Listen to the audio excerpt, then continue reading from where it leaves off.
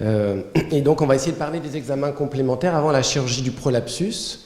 Juste un petit aparté, si tous ces sujets vous intéressent, je vous encourage à vous inscrire au DU de chirurgie vaginale entre les facultés de Nîmes, Lyon, Clermont et Lille, qui traitent de tous ces sujets qu'on a abordés aujourd'hui. Donc, y a-t-il un bilan paraclinique minimal ? Le CBU est recommandé avant toute chirurgie et si les patientes sont symptomatiques. Et le CBU aura un intérêt également en préopératoire pour traiter une patiente qui aurait une infection urinaire, éventualité fréquente chez ces patientes avec un prolapsus. Et ça aura aussi l'intérêt d'éliminer le caractère nosocomial d'une infection urinaire qui serait retrouvée en post-opératoire. On va le voir, il faut faire une évaluation gynécologique qui comprendra au minimum un frottis et une échographie pelvienne. Celle-ci, outre les pathologies gynécologiques, ayant dans ce contexte l'intérêt de retrouver un allongement du col qui pourra poser la question en fonction de la voie d'abord d'une amputation du col et puis bien entendu d'une pathologie utéro-annexielle si la conservation utérine est envisagée. L'imagerie n'est pas systématique, on y reviendra, et j'ai mis l'urodynamique avec un point d'interrogation puisque s'il n'est pas systématique, on verra qu'il est quasi systématique malgré les recommandations. Le bilan utéro-annexiel, il est indispensable. Bien entendu, si on conserve l'utérus, c'est pour ne pas laisser un cancer en place, mais également si on fait une hystérectomie, pour ne pas morceler un cancer ou faire une hystérectomie simple sur un cancer du col. Il faut un frottis à jour, il faut une échographie pelvienne pour étudier l'endomètre qui peut être épaissi ou les annexes qui peuvent être siège d'une pathologie ovarienne tumorale. Les recommandations discutent la biopsie d'endomètre ou le curetage de l'endomètre, notamment en citant un travail qu'on avait fait avec Aslam Mansour à Issoire il y a quelques années, où sur toutes les patientes opérées, on faisait une hystérectomie. Vous voyez qu'on avait retrouvé un certain nombre de pathologies ou précancéreuses ou cancéreuses. Cela est simplement discuté puisque la biopsie endomètre n'est pas fiable à 100%. Le curetage l'est davantage, mais il est invasif. Et la biopsie d'endomètre chez ces patientes ménopausées, avec parfois un col sténosé, n'est pas toujours faisable. Donc ça reste un vœu pieux, à moins que vous enleviez tous les utérus. L'imagerie du haut appareil urinaire, elle est indispensable. Il ne faut pas l'oublier, en particulier dans les prolapsus sévères où la dilatation piélo-calicielle est fréquente et vous serez rassuré de savoir qu'elle était présente en préopératoire quand vous vous poserez la question d'une complication post-opératoire. L'ICS rajoute des indications plus originales comme les patients neurologiques, le résidu, la lombalgie, l'enfant, et les fistules et autres malformations qui nous concernent moins aujourd'hui. La colpocystéodéphécographie, l'IRM dynamique et l'échographie ne sont pas recommandées en routine s'il n'y a pas de traitement invasif décidé. C'est les recommandations de l'ICS. En revanche, elles sont recommandées s'il y a des symptômes urogynécologiques, s'il y a un prolapsus sévère non traité, en cas de chirurgie d'incontinence anale, si prolapsus rectal non confirmé à l'examen clinique, et puis en cas de récidive ou d'urètre fixé. Alors, ça a déjà été discuté, mais j'ajouterai ma petite pierre à la discussion entre échographie et IRM. Et bien que le radiologue expert, qui est M. Lapré, sache de quoi il parle quand il fait des IRM, nous, gynécologues, on a souvent des patientes qui nous sont adressées, affolées alors qu'elles n'ont aucun symptôme, pour un prolapsus qui a été découvert à l'IRM. Donc j'attire votre attention sur les lignes de référence qui seront utilisées. Il y en a d'autres, j'ai cité les principales, la ligne pubocoxygène, la ligne médiopubienne, la ligne périnéale qui correspond au niveau de l'hymen et du périnée et qui est mobile, et l'axe du canal anal qui est l'axe de référence pour la rectocèle. Pourquoi ces lignes sont sujettes à discussion ? Tout d'abord, l'IRM a une bonne corrélation inter- et intra-observateur, avec peut-être pour cet élément une préférence pour la ligne médiopubienne. Par contre, il y a une importante variabilité avec le POPQ, c'est ce que ces deux revues de la littérature avaient retrouvé, et donc il y a une mauvaise corrélation entre l'IRM et la clinique, et donc une quantification qui est aléatoire. Quelques explications à cela. Pour ce qui est de la ligne pubocoxygène, vous voyez ici une patiente, un schéma avec la distribution des positions du col, et vous voyez que chez ces deux positions d'utérus, on a pourtant un utérus qui est au même niveau sur le plan horizontal, mais vous allez avoir une valeur différente en termes de stade, donc, puisque si vous voulez quantifier, par rapport à cette ligne de référence qui est la ligne pubocoxygène. C'est une première source d'erreur. Si on s'intéresse à la ligne périnéale, je vous ai dit elle est mobile, et c'est ce qu'on voit bien sur ces images, et à la poussée, votre ligne de référence descend, et donc bien que votre utérus descende également, votre valeur de descente, votre stadification est elle aussi faussée. Enfin, sur la ligne horizontale, qui est parfois une ligne de référence, ce sont deux patientes qui ont le même état de statique, et vous voyez que la simple bascule du bassin, qui est parfois dépendante de l'installation à l'IRM, fait varier la position de l'utérus par rapport à cette ligne horizontale, qui peut donc être elle aussi source d'erreur. Alors, j'apporterai quelques éléments à la comparaison très pertinente qui a été faite tout à l'heure sur la comparaison IRM et écho. Je rajouterai juste par rapport à ce qui a été dit donc sur la quantification, la qualification qui est plutôt meilleure à l'IRM. L'IRM, à ma connaissance, est la seule à pouvoir faire le diagnostic d'hydrocèle, dont on va voir une image dont je n'ai pas la notion de publication en échographie. La quantification, elle est peu publiée en échographie, mais je vous ai dit attention à la quantification à l'IRM. L'IRM est bien supérieure pour l'étude des fascias, mais l'échographie, vous l'avez vu, peut voir les muscles. Et puis l'étude dynamique, ça a été discuté, et j'insiste là aussi sur l'intérêt de l'échographie dans les prothèses. Alors, je me suis permis de mettre quelques images d'hydrocèle, puisque, avec les images du docteur Poncelet de Lille, puisque c'est un diagnostic dont on n'a pas encore parlé. Qu'est-ce que l'hydrocèle? C'est la présence d'un prolapsus, d'une élytrocèle qui s'immisce dans la paroi rectale, comme vous le voyez ici. Vous avez non seulement une élytrocèle, mais cette élytrocèle pousse dans la paroi rectale. Ça s'appelle une hydrocèle. Ici, comparaison écho-IRM dans l'étude des prothèses. Vous avez une publication avec un prolift, enfin une IRM après un prolift antérieur. Et ici, vous voyez une échographie avec un prolift qu'on voit très bien, alors qu'ici, il est à peine visualisé. Et là, c'est un prolift antérieur à nouveau. On voit simplement la déformation vésicale, alors qu'ici, on voit très bien la prothèse. Dans les prothèses postérieures, dans la publication, il y a bien une prothèse postérieure, on ne la voit pas du tout, alors que ici, vous voyez très bien le liseré hyperéchogène et là, le quadrillage de la prothèse. Donc, vous pouvez étudier, là, c'est en miroir, hein, avec le canal anal ici, vous pouvez étudier la position de la prothèse jusqu'au canal anal.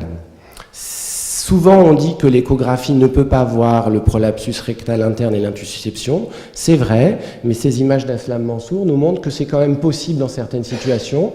Vous voyez ici le canal anal où s'immisce la muqueuse rectale à la poussée. On va voir la patiente pousse. Cette intussusception est de plus en plus marquée. On va la voir remonter au relâchement. Voilà maintenant. Et on voit très bien ce prolapsus rectal. Donc c'est quand même possible à l'échographie. La colpocèle postérieure, on a vu de très belles images, je ne vais pas m'y attarder. Par contre, une récidive postérieure après prothèse. C'était une patiente à qui on avait mis un prolift postérieur.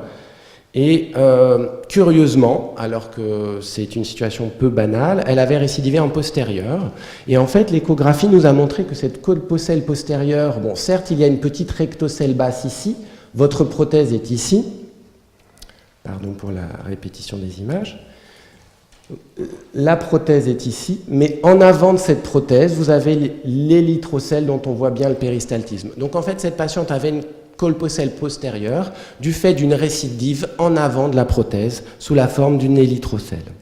Là, c'est une patiente qui avait également eu un prolift postérieur et de manière assez inhabituelle, le col de l'utérus redescendait.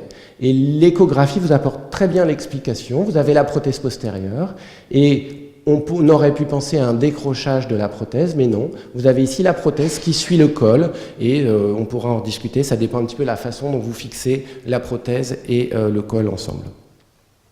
Une nouvelle récidive après prolift total est chez une patiente hystérectomisée, et on voit ici une élytrocèle, vous voyez le péristaltisme, et on voit très bien que cette élytrocèle est couverte. Donc, dans ces situations post-prothétiques, l'échographie a un apport indispensable. En synthèse, des indications de l'imagerie. Elle n'est pas systématique, elle est importante en cas de discordance, de récidive, en particulier s'il y a des prothèses, ou de suspicion de prolapsus rectal interne, ce qu'une importante dyschésie doit vous faire évoquer à l'examen clinique, et on a parlé tout à l'heure de la colpocèle postérieure. Il faut savoir réaliser une cystoscopie, en particulier si la patiente a une hématurie ou des douleurs, et quelquefois on trouve un calcul qui doit vous faire penser à une extrusion à une érosion viscérale, bien entendu, et pas seulement un calcul. Que Quelques mots du bilan urodynamique. N'ayez crainte. L'ensemble de ces recommandations jusqu'en 2013 disent grosso modo qu'il faut réaliser un bilan urodynamique si vous avez prolapsus et incontinence. Les termes sont un petit peu différents, mais grosso modo, toutes ces recommandations disent pareil. Par contre, il y a un hiatus sur les récentes recommandations françaises et allemandes, autrichiennes et suisses de 2016, puisque là, il n'y a pas de données pour nécessiter un bilan urodynamique avant chirurgie de prolapsus. Les recos du collège nous disent, effectivement, avec un grade C, pas de nécessité, mais reconnaissent qu'en cas de trouble mictionnel, il faut faire un bilan urodynamique. Voyez-vous beaucoup de patientes qui ont un prolapsus sans trouble mictionnel? Non. Donc au final, on en revient au bilan urodynamique.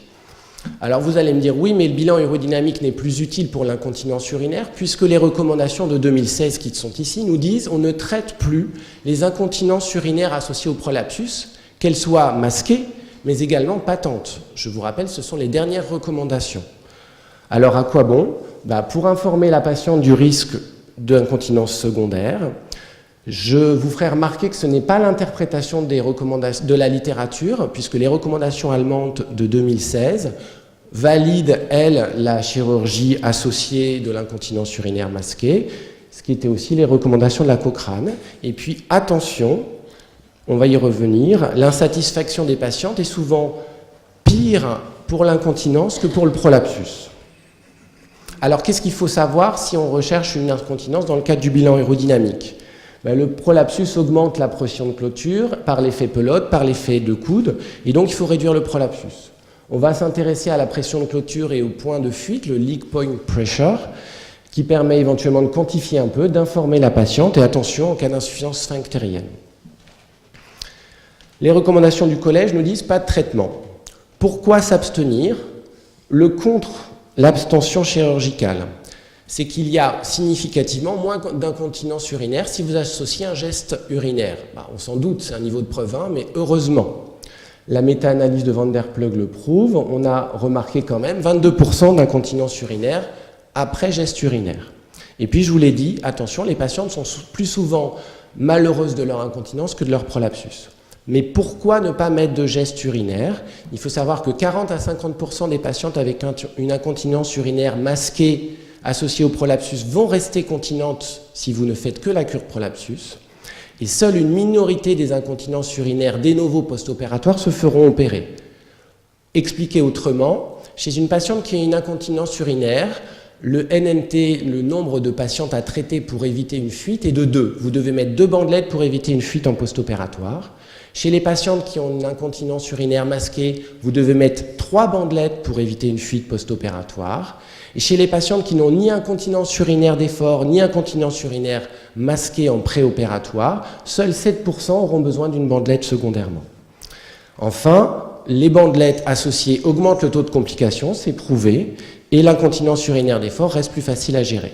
Ça, c'est une publication randomisée qui prouve qu'il y a plus de complications après bandelettes associées à la cure prolapsus, et c'est la méta-analyse qui retrouve également plus de complications en termes de dysurie et de complications graves. Maintenant, bilan urodynamique et hyperactivité vésicale. Pourquoi? L'hyperactivité vésicale est souvent associée au prolapsus, et le prolapsus est un facteur de risque d'hyperactivité vésicale. Par contre, est-ce que l'hyperactivité vésicale au bilan urodynamique est un facteur pronostic? C'est discordant. Par contre, vous pouvez être rassuré, la cure de prolapsus améliore dans la majorité des cas ces symptômes d'hyperactivité vésicale. Un élément sans doute fondamental du bilan urodynamique préopératoire, c'est le résidu post-mictionnel, dont l'étude est recommandée par l'ICS, et en cas de rétention, attention, informer les patientes, voire apprendre les autosondages. Ça, c'est une étude de faible niveau de preuve, mais qui s'intéresse à l'hypocontractilité du détrusor, qui serait plus péjorative que le résidu ou la dysurie. Et ainsi, si vous avez une dysurie sans hypocontractilité, c'est que l'obstacle est lié au prolapsus. En général, ça va se corriger en post-opératoire et c'est plutôt de bons pronostics. Si en revanche, vous avez une hypocontractilité, attention, abstention de geste urinaire, mais on a vu, on n'est plus censé le faire. Informer la patiente du risque de rétention, voir, et c'était notre pratique, lui apprendre les autosondages en préopératoire.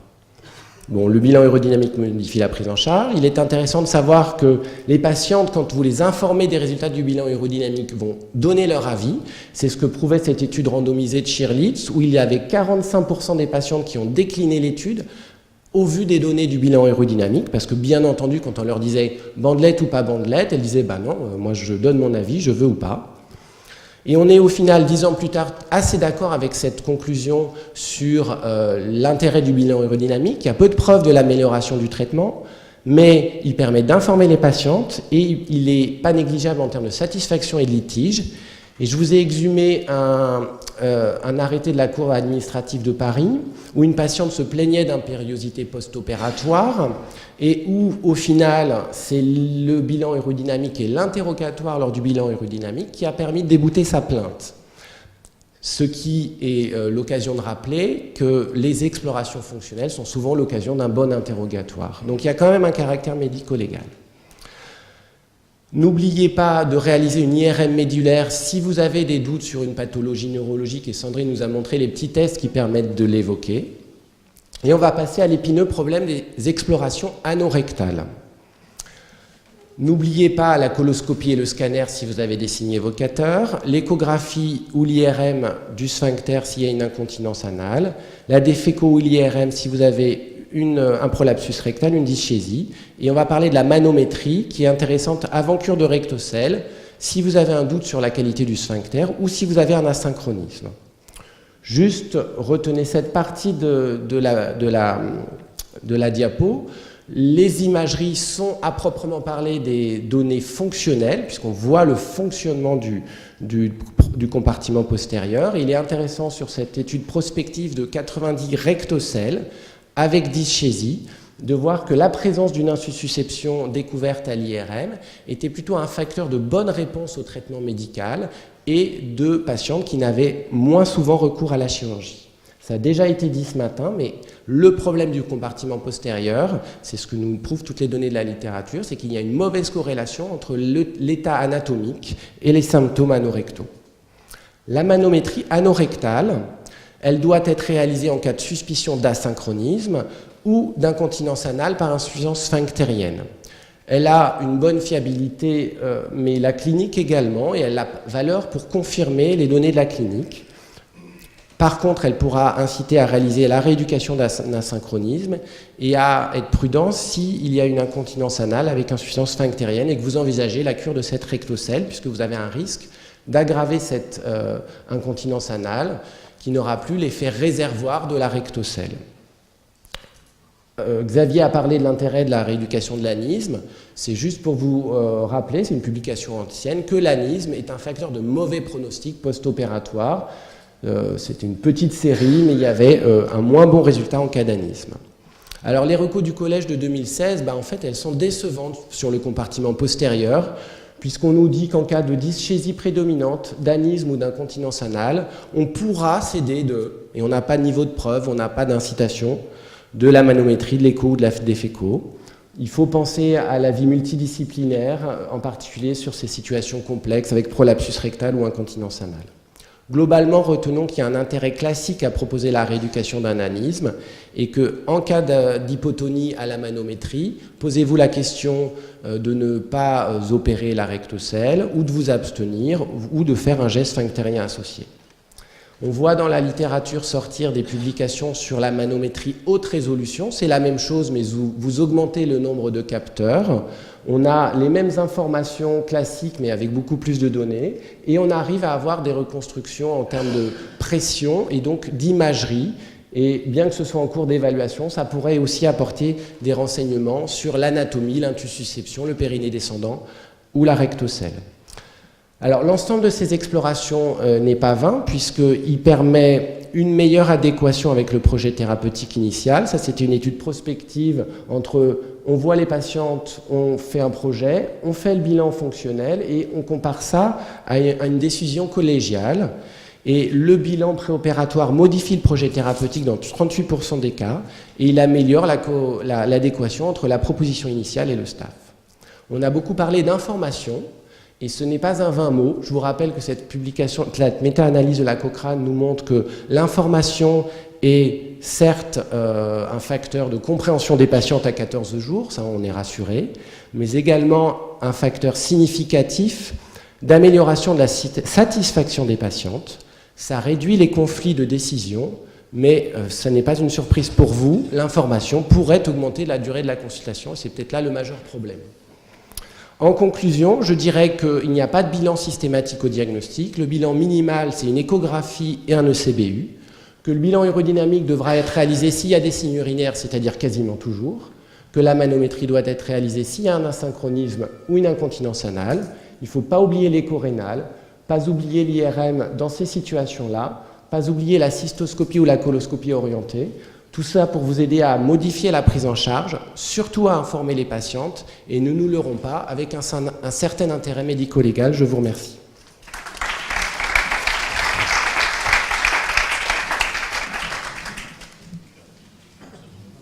On va en discuter un petit peu avant de partir déjeuner. Y a-t-il des questions particulières? Une revue très complète, on pourrait discuter de l'incontinence masquée, potentielle. Faut-il l'opérer ou pas? On en reparlera cet après-midi. On va surtout s'orienter sur les examens. Oui. C'est à la fois une forme de question et de remerciement. Bravo pour ce bilan exhaustif et remarquablement fait. Mais en fait, le message que tu nous envoies, c'est de dire que quand on vient pour un prolapsus, on regarde donc devant. Et en fait, il faut penser derrière. Il faut savoir regarder derrière aussi. Oui. C'est-à-dire qu'il faut peut-être commencer par derrière et puis s'occuper du devant après. On va dire que dans l'interrogatoire, on va forcément rechercher la dyschésie, l'incontinence anale et dans l'examen forcément, aussi. J'aime bien ton mot forcément parce que je ne pense pas que ce soit... Je te dis ça parce que pour avoir eu quelques frictions avec des gastros, et il n'y en a pas, ils nous reprochent justement de ne pas savoir mettre le doigt là où il faut parce qu'on voit le prolapsus et on oublie de mettre le doigt dans l'anus, ce qui est un examen essentiel.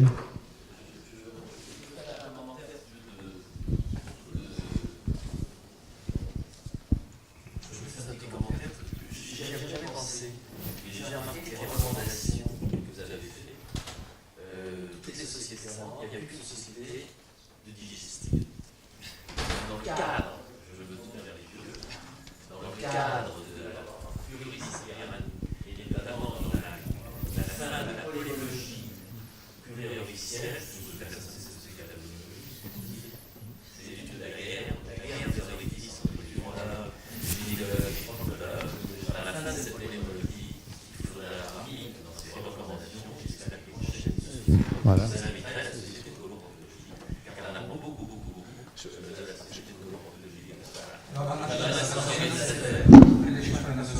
Juste. Il y a toute une partie gastro et colorectale. La Société française de coloproctologie était dans ses recommandations. Si, elle est signataire. Hein. La SCGP, le collège et effectivement la...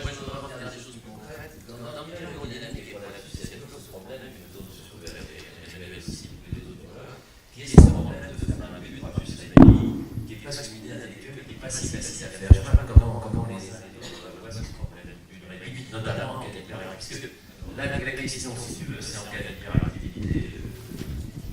On voit des hyperactivités cliniques, les escales, on va pas des choses claires. Est-ce que si on fait un bilan analytique pour la lymphocytolie, et puis on sait qu'ensuite en post-opératoire, il y a des hyperactivités qui disparaissent. Moi, j'avais bien très clairement vu quel était le rôle pour la dans cette hyperactivité, comment tu le montres, éventuellement par un examen. Je suis pas sûr qu'il y ait des, enfin, je suis pas sûr que ce soit le point le plus crucial dans le cas d'un prolapsus, l'hyperactivité, puisqu'elle peut être induite à la fois par l'examen, à la fois par le prolapsus, et globalement, elle va s'améliorer en post-opératoire. Donc, je ne pense pas qu'il y ait de critères discriminants qui permettent de savoir qu'elle va s'améliorer en post-opératoire. Parce que il y a, c'est ce que j'ai mis en disant, les données sont discordantes. Il y a pas mal de travaux qui montrent que hyperactivité vésicale et bilan et prolapsus sont un facteur de bon pronostic ou de mauvais pronostic. Donc, ça peut s'expliquer, si, pour ceux qui remontent à Bétou, c'était la traction sur la zone trigonale du prolapsus qui expliquait ce problème. Quand on fait ça, en fait, c'est surtout pour la recherche de sens intérieur, parce que la vraie difficulté, c'est qu'on n'a pas de bon moyen ni à l'examen clinique, ni à l'examen de l'évaluation sociale, parce qu'on a plus. Alors on essaye en montant des masques, des pressions de clôture très basses, mais ce n'est pas pour autant un facteur prédictif qu'il faille mettre telle et telle technique chirurgicale pour traiter l'incontinence associée. Donc, mais en revanche, c'est un facteur d'information, parce qu'effectivement, on aura montré qu'avant d'opérer le prolapsus, on avait déjà une pression sphinctérienne très basse. On voit bien dans toutes ces explorations, et je vais revenir à la rectométrie, un facteur d'information du patient, une espèce d'ombrelle médico-légale qu'on se met, puisqu'on est en fonctionnaire.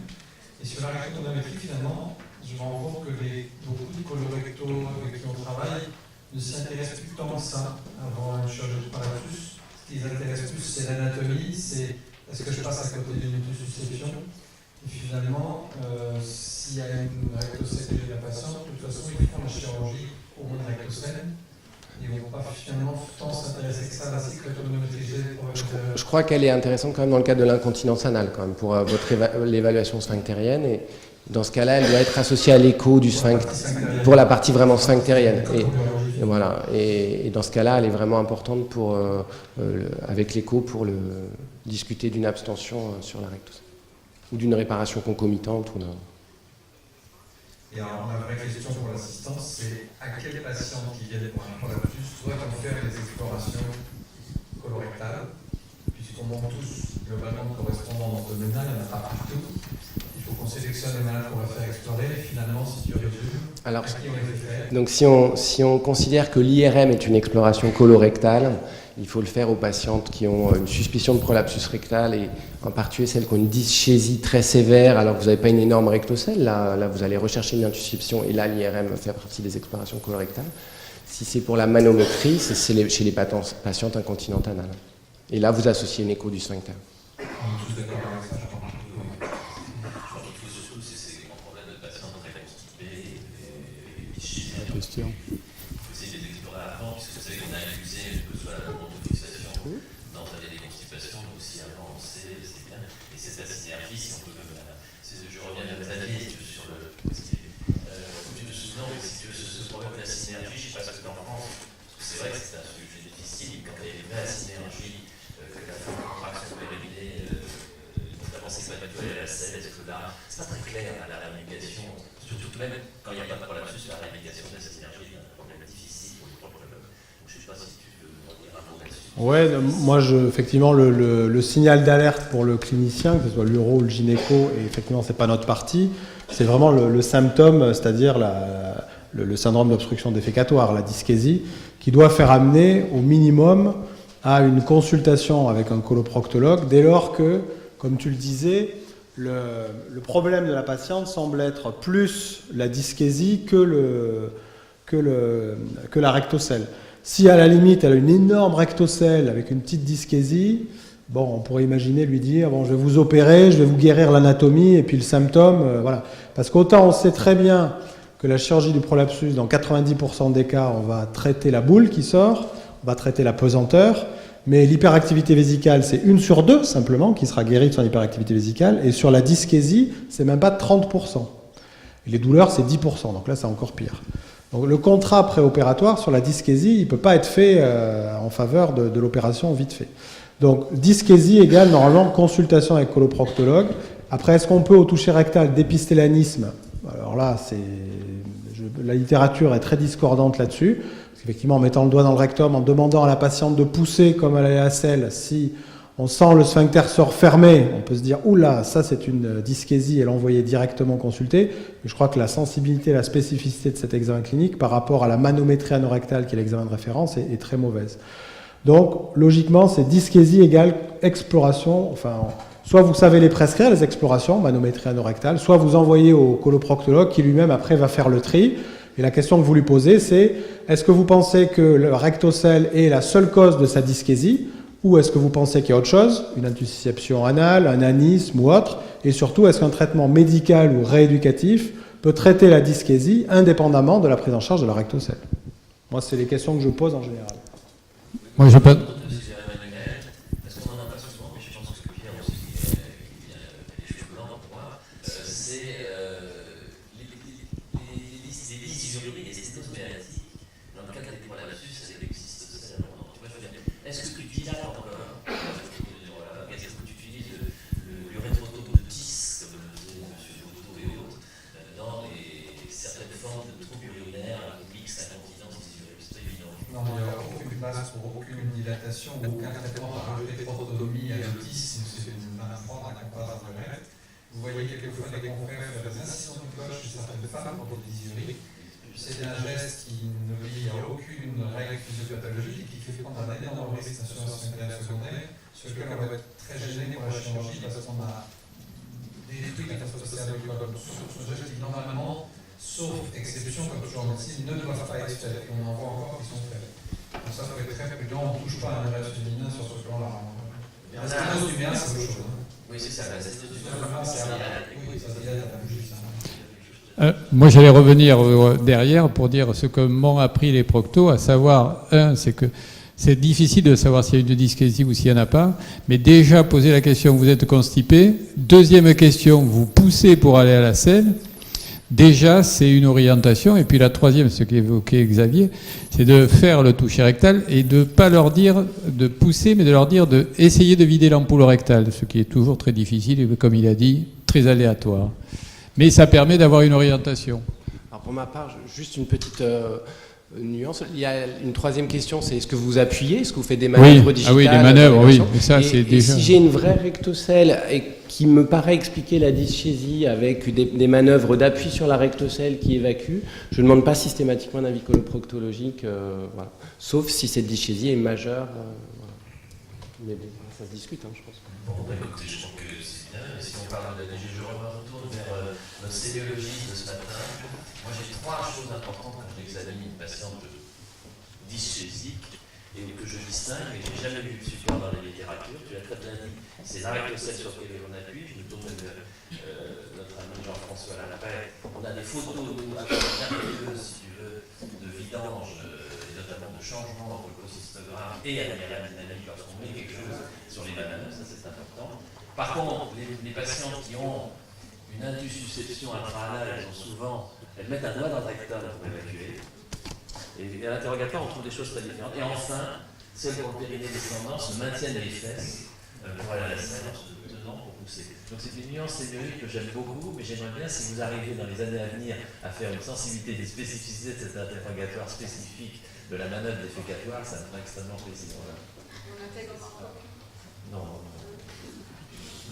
Bon, vous êtes d'accord pour aller déjeuner?